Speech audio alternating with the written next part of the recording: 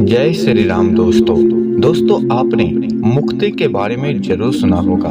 आखिर एक इंसान मुक्ति कैसे प्राप्त करता है, मोक्ष कैसे प्राप्त करता है, इसके बारे में धर्म ग्रंथों में क्या कहा गया है, आज हम आपको बताने वाले हैं। आपने सुना होगा कि मोक्ष की प्राप्ति बहुत अच्छी होती है, लेकिन यह मोक्ष है क्या और इंसान इसे क्यों पाना चाहता है? धर्म ग्रंथ में इसके बारे में क्या कहा गया है, चलिए हम आपको अच्छे से बताते हैं। श्री कृष्ण ने अर्जुन को इसके बारे में बहुत अच्छे से बताया है। सबसे पहले जानते हैं, धार्मिक ग्रंथों के अनुसार मुक्ति मतलब मोक्ष वह अवस्था है जब जीव जन्म मरण के चक्र से मुक्त होकर परम सत्य में लीन हो जाता है। इसे जीवन का परम लक्ष्य माना गया है। अलग अलग ग्रंथों में इसे थोड़ी भिन्न रूप से समझाया गया है, लेकिन मूल भाव एक ही है। अज्ञान का नाश और आत्मा का परमात्मा से मिलन, इसे ही मुक्ति कहा जाता है। भागवत गीता में श्री कृष्ण ने अर्जुन को बताया है, आत्मा ना कभी जन्म लेती है ना मरती है, शरीर ना स्वर है, आत्मा अमर है। जब मनुष्य यह समझ लेता है कि मैं शरीर नहीं आत्मा हूँ, तभी मुक्ति का मार्ग खुलता है।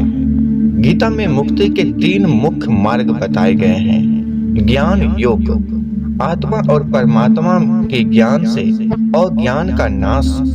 कर्म योग, बिना फल की इच्छा के कर्म करना। भक्ति योग, पूर्ण श्रद्धा और प्रेम से भगवान की भक्ति करके। जो मनुष्य अंत समय में मुझे स्मरण करता है वह मुझे ही प्राप्त होता है, श्री कृष्ण कहते हैं। अब आप जानिए राम नाम से मुक्ति कैसे मिलता है। रामचरितमानस में गोस्वामी तुलसीदास जी ने बताया है कि कलयुग में राम नाम ही सबसे बड़ा साधना है। जब अहिल्या पत्थर बनी थी तब श्री राम के चरण स्पर्श से उन्हें मुक्ति मिली। सबरी ने केवल प्रेम और भक्ति से प्रभु को पाया। इससे स्पष्ट होता है कि सच्ची भक्ति से भी मुक्ति संभव है। कठोपनिषद में नचिकेता और यमराज की कथा आती है।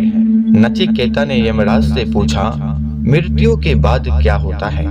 यमराज ने बताया, जो मनुष्य आत्मा को पहचान लेता है और इंद्रियों पर नियंत्रण रखता है वही मोक्ष को प्राप्त कर सकता है। धर्म ग्रंथों में मुक्ति के प्राप्ति के लिए क्या कहा गया है, अब आप जान लीजिए। सच्चा ज्ञान, मैं आत्मा हूँ। निष्काम कर्म, ईश्वर भक्ति, सत्य और धर्म का पालन, मन और इंद्रियों पर नियंत्रण, अंत समय में भगवान का स्मरण। जब मनुष्य अपने अहंकार को त्याग देता है, संसार की माया से ऊपर उठ जाता है और परमात्मा से पूर्ण समर्पित हो जाता है, तब वह जन्म मरण के बंधन से मुक्त होकर मोक्ष को प्राप्त करता है। तो यही रास्ता है मनुष्य को मोक्ष प्राप्त करने का।